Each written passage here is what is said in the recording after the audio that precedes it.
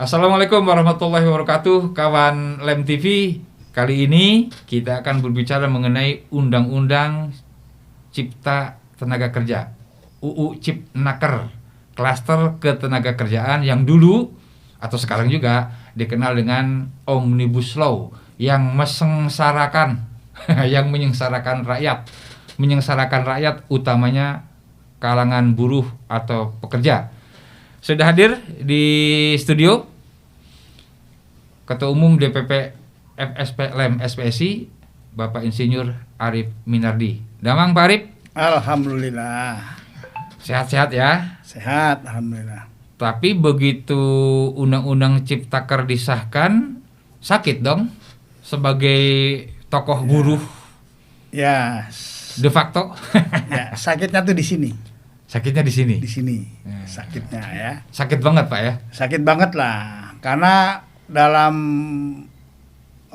pengundangan Ciptaker ini, Iya. kami para buruh, para aktivis buruh, Iya. termasuk buruh, merasa dikhianati. Merasa Ya. Dikhianati oleh para pemimpin kita yang harusnya dia mengayomi Iya. rakyatnya. Yang mengesahkan kan DPR. Berarti yang pengkhianat itu DPR ini, Pak. Ya, Yang mengkhianati itu. ya iya. Yang mengesahkan kan DPR. Iya, DPR dan pemerintah. Dan pemerintah ya, yang tanda tangan. Dan lebih sakit lagi, kita tahu semua itu dipaksakan kan. Dipaksakan. Jadwalnya nggak jelas, Ya. ininya gelap, prosedur mulai dari awal, dari draft, semuanya tidak jelas. Kayak diam-diam. Kami tahu bahwa pemerintah merasa, DPR merasa bahwa ini untuk kepentingan yang lebih besar. Ya. Nah, Dengan sekarang mengorbankan pekerja. Nah, saya kepentingan lebih besar itu apakah investasi? Ya. Apakah dengan adanya undang-undang ini investasi akan datang? Ya. Satu ya pertanyaannya. Ada Pak, datang. Investasi miras. Sudah mau datang katanya Pak. Nah, masalah baru lagi. Iya nanti Ya kan? kita bahas khusus. Ya. Nah, coba bayangin. Kan maunya dengan undang-undang Ciptaker ini ada investor. Betul. Tapi sampai saat ini kami melihat, ya taruhlah masih COVID lah ya. Ya. Tetapi biasanya orang itu kan sudah siap-siap. Kalau pengusaha besar kan nggak ada masalah. Ya. Saya mendengar pemerintah mendekati Elon Musk, Ya. Tesla itu kan, Betul. untuk dengan andalan Undang Ciptaker berharap Elon Musk menginvestasikan di Indonesia. Ya. Tapi ternyata Elon Musk investasi di India. Gitu. Artinya mereka bukan masalah murah, biaya murah, bukan masalah itu. Di dunia ini tidak ada perusahaan yang memberikan kepada pekerjanya asal-asalan. Ya. Perusahaan itu pasti prinsipnya bagaimana pekerja itu happy, Betul. produktivitasnya meningkat, Ya.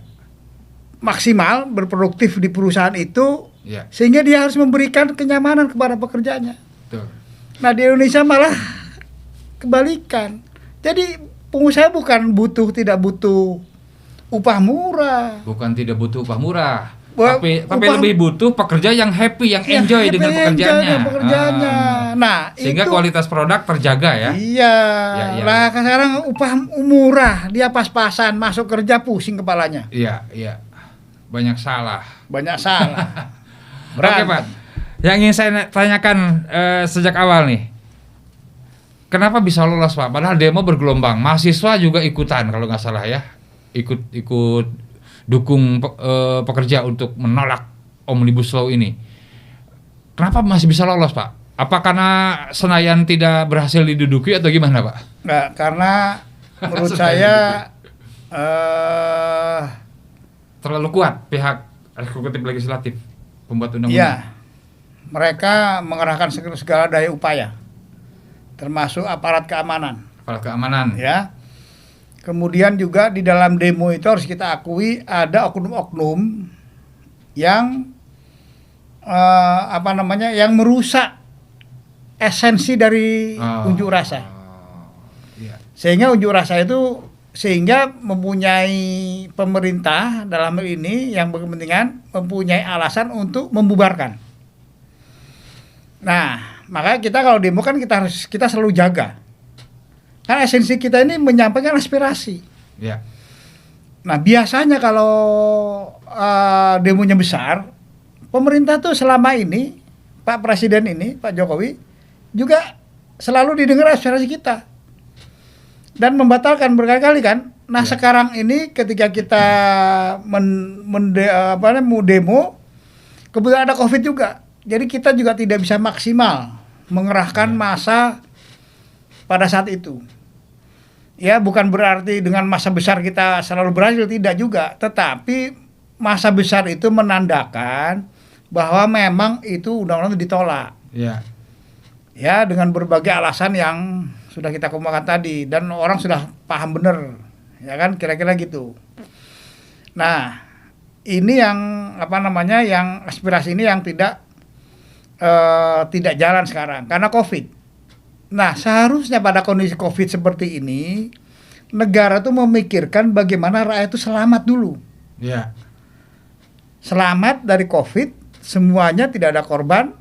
Kemudian ya kan, nah setelah COVID-nya beres, mari kita berbicara tentang habis-habisan tentang Undang Ciptaker. Apakah sekarang investor masuk? Iya. Jadi kesannya memanfaatkan situasi pandemi ini, Pak. Iya. Saya melihat bahwa pemerintah ini memandang situasi pandemi untuk kepentingan kelompok. Pengusaha, tidak semua pengusaha juga setuju dengan ini. Karena pengusaha juga banyak yang ketika kita berbicara, kita nggak ada masalah dengan itu kok. Gitu loh. Kembali ke awal berarti ya Ciptaker ini. Iya, yang masalah itu kan masalahnya negara tidak bisa mengatur. Iya. Tidak bisa memimpin. Catat ya. Pemerintah tidak bisa memimpin, tidak bisa mencari jalan keluar, tidak bisa mengkompromikan, ya, tidak bisa administrasi kan mereka itu ya kan. Bagaimana dua kepentingan ini bisa saling menguntungkan? Dalam ini pemerintah gagal. Kegagalan itulah sekarang yang terjadi, dan undang-undang ini akan bermasalah. Satu, investor belum tentu masuk. Ya. Yang jelas mereka itu lobby khusus itu Elon Musk itu. Itu yang saya dengar ya, lobby khusus itu untuk invest di sini. Karena dia sebenarnya dia tidak terpengaruh dengan COVID. Ya, yang kedua, isi dari PP yang sekarang turunannya itu akan menyebabkan berantemnya antara gubernur dengan buruh. Gubernur, wali kota, yang menetapkan UMK, pengusaha, yang menetapkan UMK. Itu akan berantem di situ. Jadi soalnya mengadu pemerintah pusat itu, ya kan, antara itu. Itu dampak dari itu, belum dampak kepada kepada daya beli langsung, ya kan, gitu. Coba bayangin di Amerika, saya lihat tuh Biden itu langsung ketika COVID itu membuat kebijakan $15 minimum wage. $15 minimum wage di Amerika. Ya. Nah, memang negara juga langsung menganggarkan di Amerika itu untuk memberikan bantuan kepada perusahaan-perusahaan itu. Bantuan untuk upah, untuk macam-macam lah. Nah, di Indonesia ini nggak jelas kebijakannya. Gitu loh. Jadi seolah-olah pemerintah ini membiarkan pengusaha dan buruh bertarung di jalanan, kemudian diserahkanlah kepada bupati dan gubernur. Kira-kira begitu. Jadi harusnya para gubernur dan bupati wali kota menolak juga ya kalau begini, menolak PP. Ya sebetulnya nggak bisa ya. Seharusnya begitu juga dia dulu itu, ya kan. Tetapi kan faktanya, ya kan mereka jabatan lah. Iya. Kalau orang tuh kan ketika menjabat itu ya kita sistem pemilu kita juga membutuhkan biaya mahal. Dan ketika seseorang untuk pemilu rata-rata ada funding, Iya. ada funder, Ada penyokong dana. ada penyokong dana. Nah, ketika menang saya pikir ya itu saya pikir bukan rahasia umum lah. Iya. Itu sudah bukan rahasia lagi. Iya. Funder itu biasanya pengusaha Iya. yang punya tujuan-tujuan politik tertentu. Iya. Apalagi kalau pengusahanya merangkap pemimpinan partai. Ya. Ya. Ya, itu. Lebih mudah lagi lolos undang-undang yang Iya, dianggap merugikan pekerja ya. Pengusaha di pantai atau partai dengan pengusaha jalan bareng-bareng, Kong kali kong. kong kali kong. Ya. Kan partai kita ini kan jarang yang pakai iuran. Ya, oh partai jarang pakai iuran. Jarang. Dari mana Kader-kader. biayanya itu? Ah, jadi itulah sebabnya parpol-parpol ini lebih banyak cari yang punya duit. Ya, ini Bukan kualitas leadership, bukan ya. Bukan, Tapi coba aja lihat. Iya. Makanya undang-undang ini dengan mudah lolos. Oh iya. Memang pandemi itu juga seperti dimanfaatkan. Ya. Karena ya inilah fakta yang harus kita terima. Ya. Kita juga tidak demo. Saya juga ketika waktu itu demo juga sebenarnya saya dalam hati saya, batin saya menolak. Karena saya mempertaruhkan keselamatan Betul. anggota Betul. kita. Iya. Karena ya coba bayangin. Satu orang saja misalkan dalam demo itu kena terus Iya. meninggal. Iya. Kan bukan masalah satu orangnya, ini manusia. Iya. Padahal kalau dalam Islam itu satu orang itu Sama dengan seluruh. soalnya Iya. kan gitu. Itu yang kan itu saya juga merasa berdosa juga. Gitu loh. Makanya ya sudahlah, keselamatan kalau kata Jenderal Marcus Tullius 1500 tahun yang lalu aja dia sudah menyadari itu di atas konstitusi. Ya. Ya kita dimanfaatkan. Ya gimana? Apa namanya? Kalau bahasanya ya kita lihatlah. Sikap Lem SPSI sendiri bagaimana? Ada pernyataan sikapkah paling tidak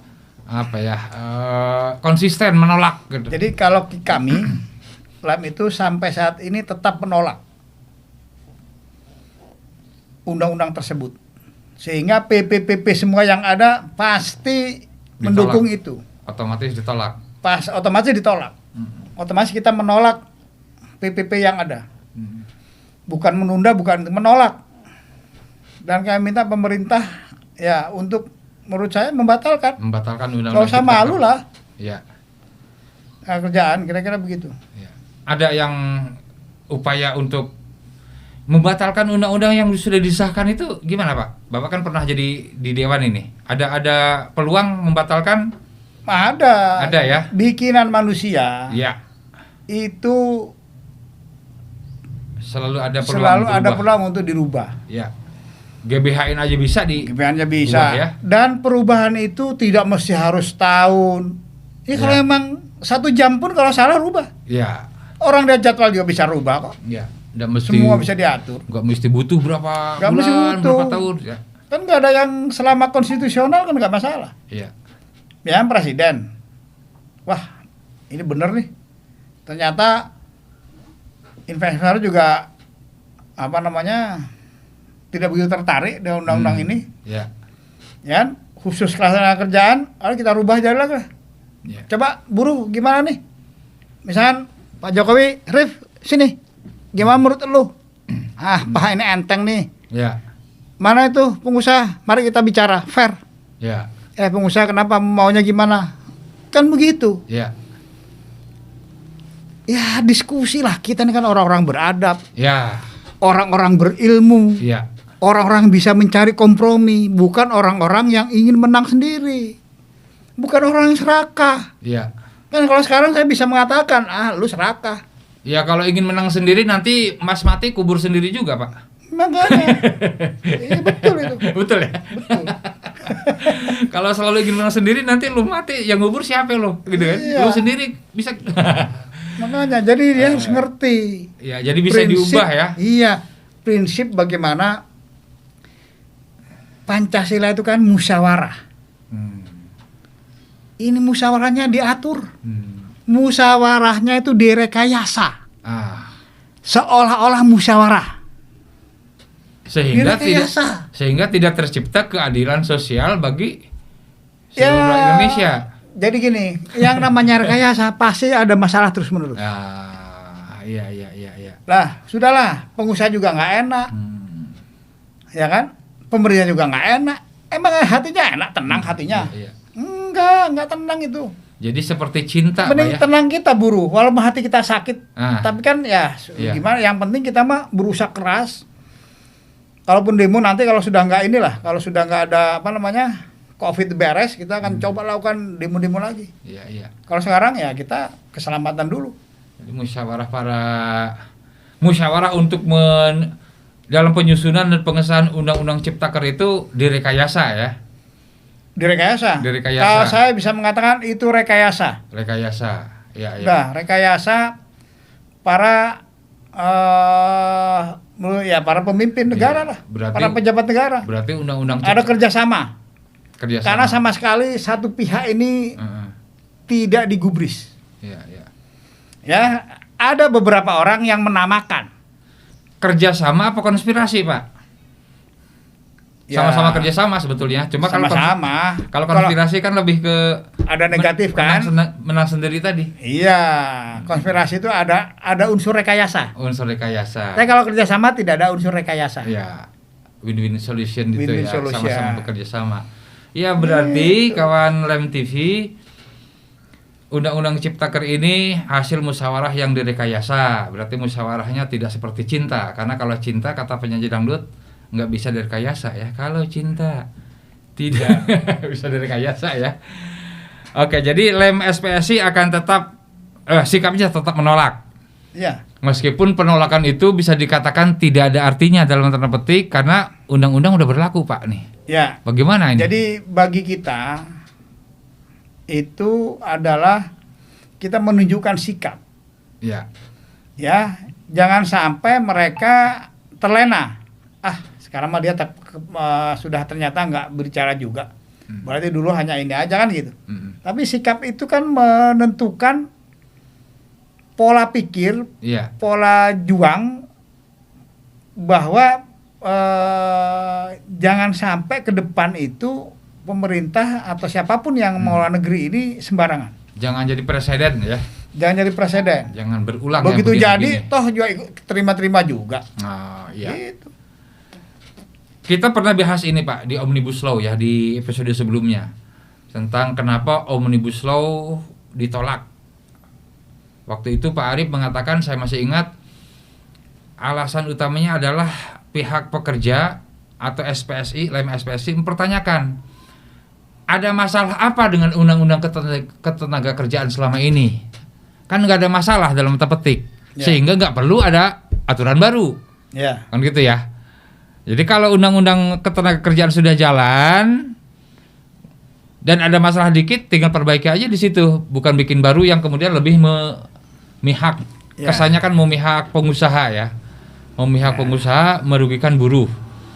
Oke, kembali saya tanyakan Pak Arief, sumber penolakan dari Undang-Undang Ciptaker ini apa soal upah atau apa? Upah yang makin kecil atau bagaimana Pak? Jadi, ternyata Kang Romel Teh ini jenius juga. Masih ingat. Ya. Jadi saya juga jadi ini lagi jadi terpacu lagi. Refresh lagi ya. Jadi gini dulu itu. Apa masalah Undang-Undang 13 ini? Ya. Saya sampaikan ya kan. Ya memang pertanyaan di mana masalahnya? Ya. Coba lihat. Masalah upah. Ya. Undang-Undang 13 mengatur upah itu dirundingkan. Ya kan? Ya. Ada Dewan Pengupahan. Iya. Nah, apa masalahnya? Kenapa harus dirubah? Ini hilang. Upah minimum sektor, upah ini hilang. Orang nggak ngerti filosofi dari masing-masing. Waktu zaman dulu Pak Yakub Nawea dan kawan membuat undang-undang itu ya. Sebetulnya kan PDIP juga sebetulnya. Iya. Waktu yang berkuasa PDIP. Zaman Mega. Megawati. Iya. Oh, iya. Sekarang dihentikan oleh mereka juga. Jadi gini, pada saat itu Pak, apa itu upah minimum? Apa itu upah minimum sektor? Gitu. Filosofinya tuh ada. Mereka nggak kemudian dia diganti hanya dengan sembarangan pemikirannya. Gitu loh. Misalnya gini. Saya pernah berdiskusi sama Pak Haryadi, Ketua Apindo.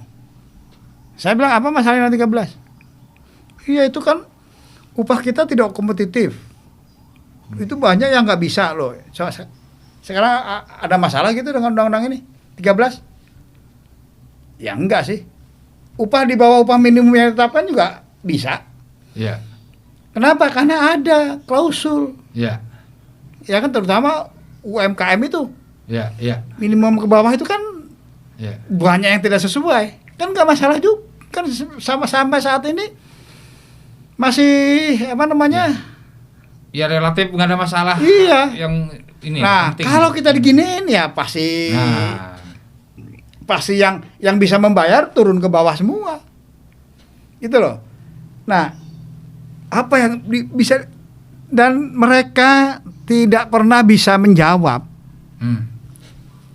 Undang-Undang 13 itu detail filosofinya kenapa dirubah. Iya. Filosofi itulah kita merubah sesuatu itu kan berdasarkan filosofi. Iya. Berdasarkan sesuatu fakta, satu realita, satu basic, satu keilmuan lah. Ya, bahasa mudahnya ada alasannya yang logis. Alasannya Ya. mengapa dirubah? Ya. Gitu loh. Ya. Ya kan? Nah, kalau ini nggak bisa jawab.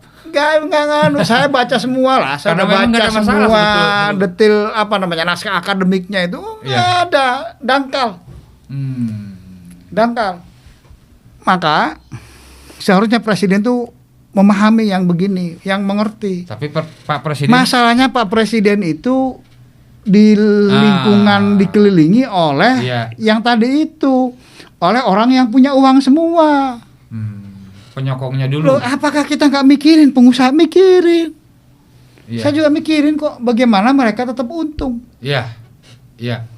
Buruh juga bisa sejahtera. Yang namanya hubungan itu kan harus hubungan mutualisme kan. Itu waktu kita diajarin bahasa Indonesia kan mutualisme itu Simbiosis. terpatri di sini kan, simbiosis mutualisme kan. Iya. Gitu loh. Ya, dan saya ingat Pak, salah satu moto atau jargon ya di lem SPSI ini, pengusaha untung, pekerja bahagia atau gimana kata-katanya? Sejahtera. Oh, pengusaha untung, pekerja bahagia, sejahtera. Oh, bagus itu Pak. Untung sejahtera. Tapi kita ini tidak pernah diberikan kesempatan untuk berdiskusi enak. Enjoy gitu. Gak ada, tiba-tiba muncul atau ada tekanan, ada muncul masukan asing, draft. Oh, diundang kita, draftnya udah ada. Percayalah, pemerintah tidak akan membuat rakyat sengsara, membuat ini, buat itu, buat itu. Nanti akan begini, nggak mungkin. Itu bahasa kasarnya bullshit apa gimana? Ya. Terlalu kasar ya kalau bullshit ya. Bullshit terlalu kasar lah, kurang ajar.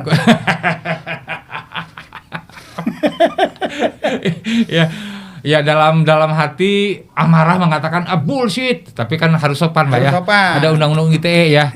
Jadi itu kurang ajar. Itu pun nyebutnya pelan Pak ya, kurang ajar. Enggak kurang ajar enggak gitu Pak ya.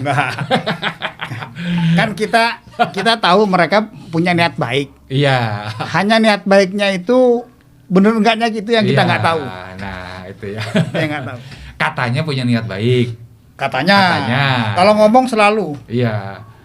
Itu yang ngomong niat baik itu politisi Pak. Mungkin. Yang ngomong itu politisi. Birokrat. Ya, politisi, birokrat, semua ngomong begitu. Iya, yang saya tahu katanya. Kalau punya niat baik, lu kenapa nggak ngomong dari awal? Kenapa setelah draftnya jadi? Iya, berarti bohong lu. Berarti bohong. Kurang ajar. Saya sempat ngomong sama Menaker begini Ibu Menteri, cobalah ajak bicara lagi, diulang lagi semua, ya kan? Karena yang namanya tripartit itu kan ada buruh, ada pengusaha, ada pemerintah. Ya. Coba bicara. Kalau yang mimpinnya juga nggak bisa mimpin tripartit ini, ya pasti berantakan. Iya. Makanya yang mimpin begini tidak sembarangan. Harus benar-benar orang yang Iya. firm. Yang kompeten. Ya. Dan dipimpin oleh sendiri, oleh menteri, oleh perlu. Ya. Tegas. Iya. Buruh, kamu kenapa? Ini begini, pengusaha mengeluh. Upah tinggi. Iya. Upah begini. Gimana menurut Anda? Gini Bu Menteri, upahnya begini kan gitu. Baiknya begini. Pengusaha gimana? Ya Pak, kita usaha begini kan. Ketemu tuh di situ. Iya. Ada pakarnya, pakar gimana pakar? Menurut Anda gimana? Oh Bu, begini aja kan sama-sama untungnya. Oke, clear. Menteri putus, jebret. Kalau ada yang ngomong, kamu ngomong sembarang keluar. Kan bisa begitu ya. Iya. Keluar. Berarti kamu datang sini punya pakai pokoknya. Kita ini pakai ilmuwan, knowledge.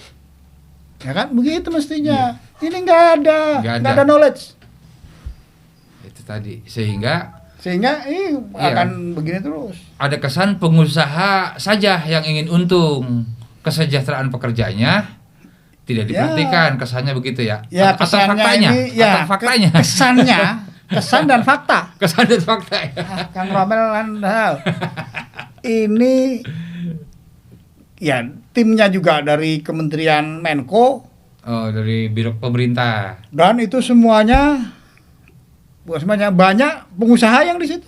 Oh, Menko Investasi. Menko Ekonomi, Pak Erlangga.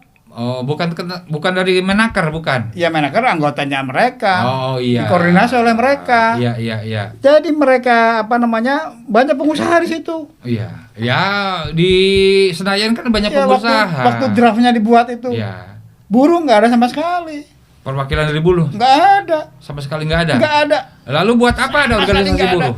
Kalau buruh dicuekin, Pak. Buat apa ada organisasi buruh, serikat pekerja atau serikat buruh? Iya ya, benar juga Iya, pertanyaannya. buat apa? Buat Kalau apa dilibatkan.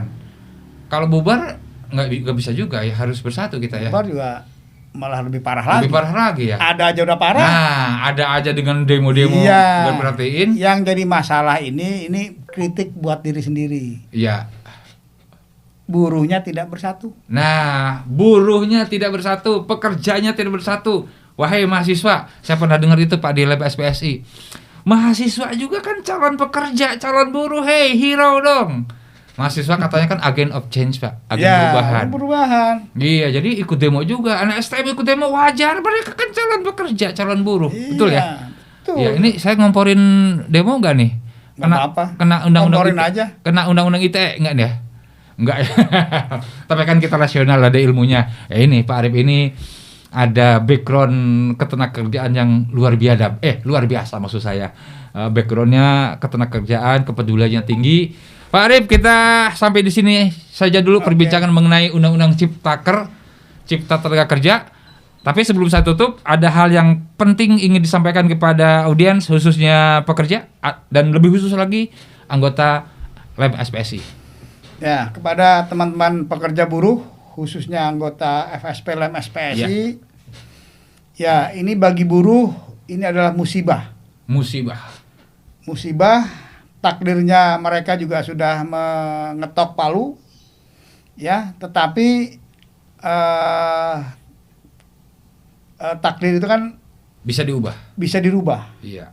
Oleh persatuan kita. Iya. Nah, apabila kita bersatu, kemudian memberikan satu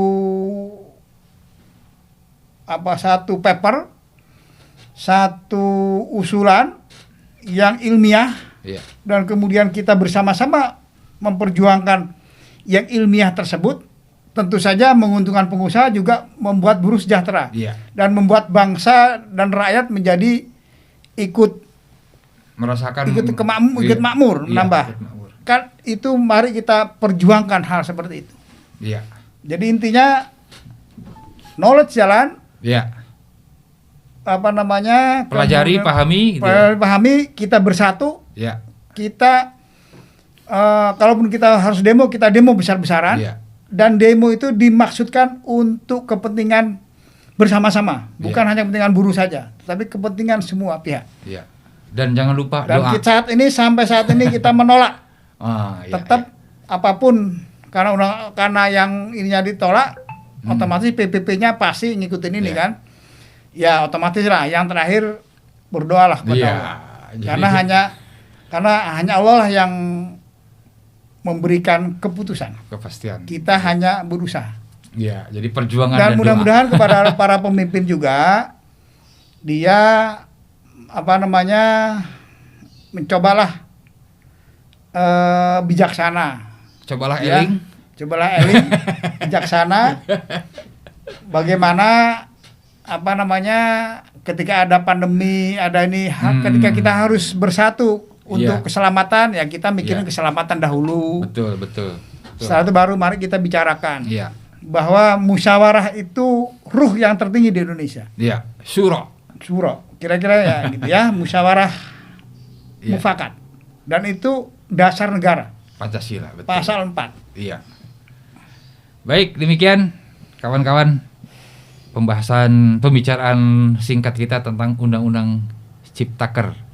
Jadi perjuangan dan doa terus berlangsung. Ya. Dan kepada para pemimpin negara termasuk anggota legislatif DPR, Eling lah. eling lah ya. Ingat, hidup hanya sekali. Tapi kalau hidup dengan benar sekali saja sudah cukup. Gitu kira-kira Pak ya. Mantap. Demikian hatur nuhun Pak Arief Minardi, Sami-sami. Ketua Umum DPP FSP LMP SPSI. Kawan-kawan, sampai di sini cuma kita akan bertemu lagi di episode berikutnya. Wassalamualaikum warahmatullahi wabarakatuh.